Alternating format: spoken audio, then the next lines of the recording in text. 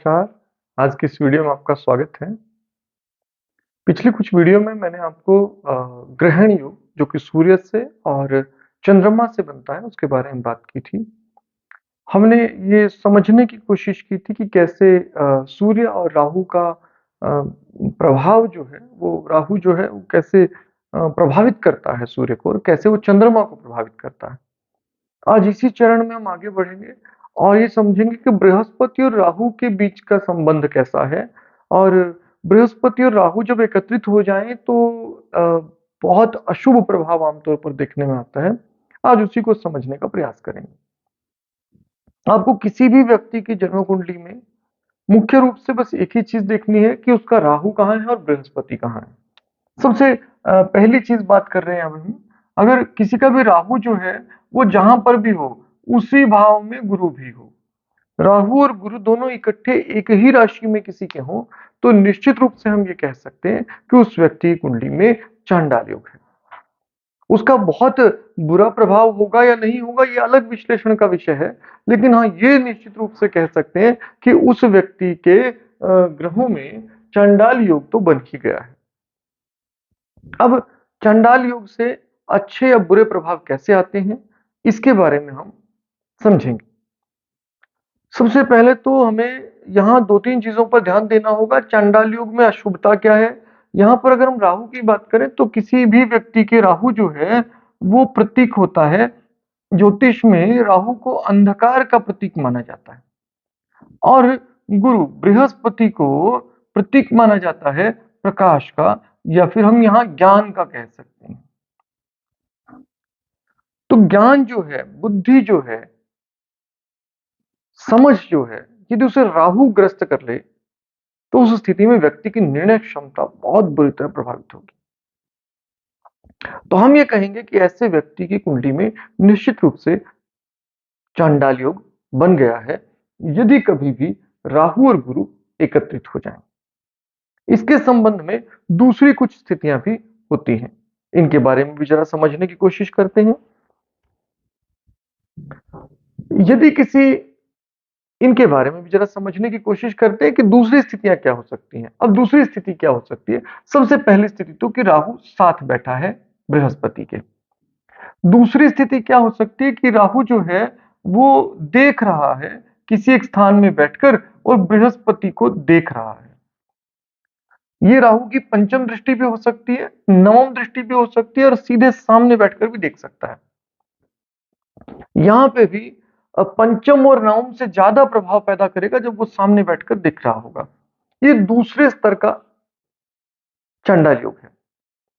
सबसे ज्यादा जो हम अगर श्रेणी रखें तो ए ग्रेड में तो उसे रखेंगे जब राहु और गुरु साथ हों। ये सबसे पावरफुल होगा।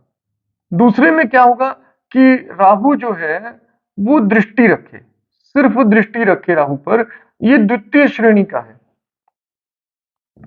इसी प्रकार से यदि बृहस्पति के साथ केतु हो तो भी एक कालसर्प दोष बनता है, और बृहस्पति के साथ यदि केतु बृहस्पति को दृष्टि रख रहा है तब भी चांडाल योग बनता है। दोनों स्थितियों में चांडाल योग बनता है।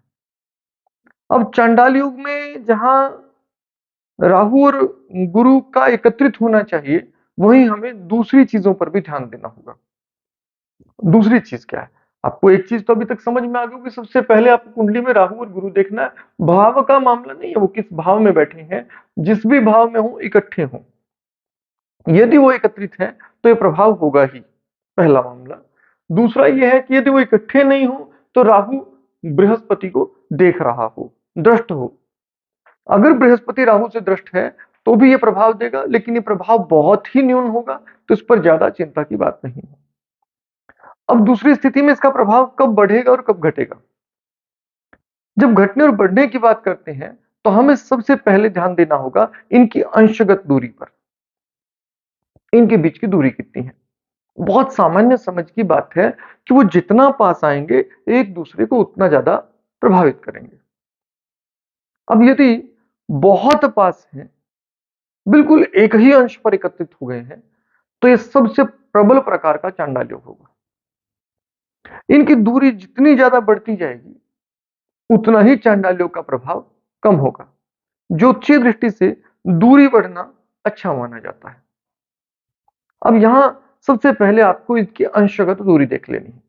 अगर किसी कुंडली में ऐसा है कि बृहस्पति बिल्कुल 0 अंश पर है और राहु 29 अंश पर है, तो इनके बीच लगभग 1 राशि की दूरी होगी। यहां आप क्या देखेंगे कि बहुत ज्यादा प्रभाव आपको चांडाल योग का तो दिखाई नहीं देगा। तो हमें जहां चांडाल योग के प्रभाव की बात जब हम करते हैं, तो हमें इस बात पर विशिष्ट ध्यान देना है कि इनके बीच की अंशगत दूरी कितनी है। अंशगत दूरी के बाद हमें यह भी ध्यान देना है कि दोनों में से कौन ज्यादा बली है। यदि बृहस्पति ज्यादा बल होगा, तो वो चंडाल योग होने के बाद भी राहु से उतना प्रभावित नहीं होगा, अगर बृहस्पति बहुत बलशाली हुआ तो। लेकिन बृहस्पति जितना जितना बलहीन होता जाएगा, वो उतना ही राहु से ज्यादा ग्रस्त होगा, उतना ही राहु से ज्यादा पीड़ित होगा। बली व्यक्ति पीड़ा की परवाह नहीं करता, तो उसके प्रभाव भी दिखाई नहीं देंगे। लेकिन जितना ज्यादा बलहीन बृहस्पति होगा, उतना ज्यादा काल से आपको ये चांडाल योग का प्रभाव ज्यादा दिखाई देगा। ठीक इसके विपरीत कर लेते हैं। ठीक इसका विपरीत क्या स्थिति है कि राहु जितना बलहीन होगा, जितना ज्यादा निर्बल राहु होगा, उतना ही अच्छा होगा ग्रहों के लिए। चांडाल योग का प्रभाव उतना ही बुरा कम दिखाई देगा। लेकिन राहु के पास जितना ज्यादा बल बढ़ता चला जाएगा, उतना ही ये प्रभाव भी बढ़ता चला जाएगा। तो राहु निर्बल हो और बृहस्पति बलवान हो, तो उस स्थिति में चांडाल योग होने पर भी बहुत प्रभावशाली नहीं होगा। ये दूसरी स्थिति है। तो सबसे पहले आपको इनकी अंशगत दूरी का विश्लेषण करना है। दूसरी बात आपको देखना है कि इनके बीच बलाबल का विचार करना है। और तीसरी चीज आपको इसमें बहुत गहराई से एक विचार करना चाहिए कि कितने शुभ ग्रह या पाप ग्रह इन्हें देख रहे हैं। यदि इस पर पाप ग्रहों की दृष्टि बढ़ी, तो यह प्रभाव और ज्यादा बढ़ जाएगा। यदि शुभ ग्रह ज्यादा देखेंगे, तो इससे बृहस्पति का बल बढ़ जाएगा और राहु अपने कुप्रभावों को कम करेगा, तो चांडाल योग कम दिखाई देगा। यह है चांडाल योग की बनने की स्थिति। अब हम बात करते हैं कि चांडाल योग के प्रभाव कैसा होगा। जब हम चांडाल योग के प्रभाव की बात करते हैं, तो हम यहां देखते हैं कि चांडाल योग के प्रभाव में बहुत विशिष्ट चीज आपको सामान्यतः देखने में आएगी। निर्णय शक्ति प्रभावित होगी। ऐसा व्यक्ति बहुत जल्दी उत्तेजित होगा, बहुत जल्दी उत्तेजना में काम करेगा और उस उत्तेजना में काम करने पर अपने ही कार्यों को बिगाड़ लेता है।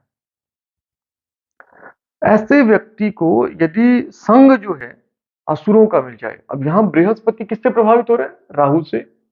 अगर राहु के प्रभाव वाले व्यक्ति आपके आसपास एकत्रित हो गए, तो वो आपको बड़ी आसानी से पथ भ्रष्ट कर सकते हैं, आपको गलत मार्ग पर, गलत कार्यों में लगा सकते हैं।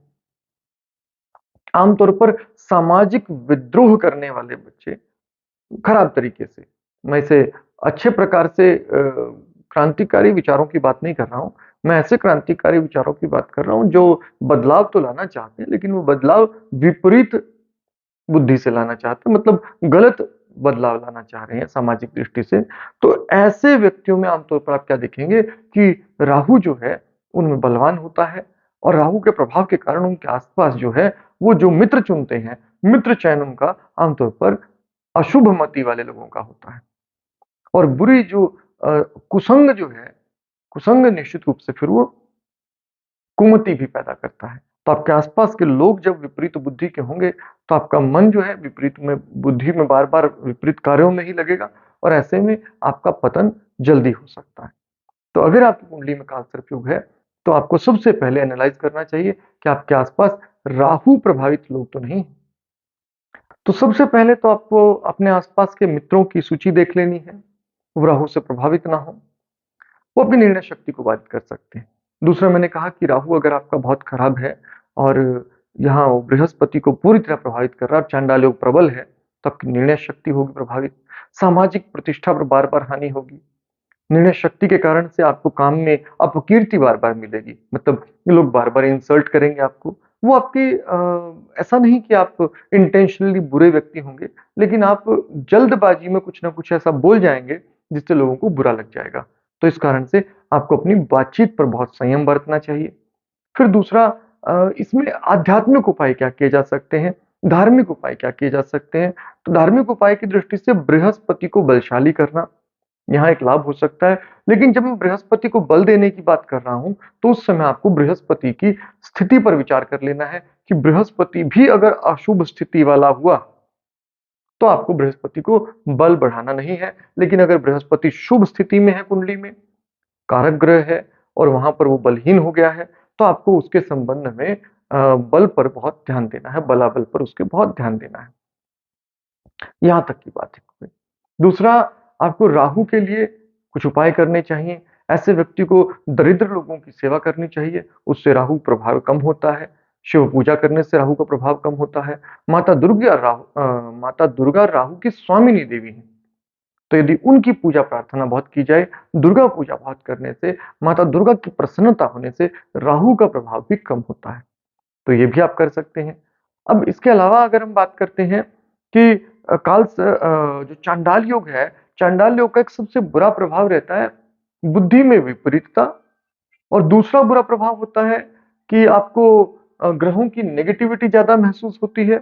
तीसरा सामाजिक प्रतिष्ठा का प्रभाव रहता है। तो इस कारण से क्या होता है जीवन में अनावश्यक संघर्ष बढ़ जाते हैं। अब ऐसे व्यक्ति को संघर्ष बहुत ज़्यादा करना पड़ता है। तो ज़्यादा संघर्ष होगा तो आपका जीवन उतना आनंद में नहीं रहता। तो चांडाल योग निश्चित रूप से एक अशुभ योगों में गिना जाता है। मैंने इसके बारे में कुछ चर्चाएँ की और बहुत सारे प्रभाव और भी हो सकते हैं, लेकिन इससे वीडियो बहुत विस्तारित हो जाएगा। तो आज की वीडियो में इतना ही। अगली वीडियो में हम अगले किसी टॉपिक पर बात करेंगे। तब तक आपका दिन शुभ हो। धन्यवाद।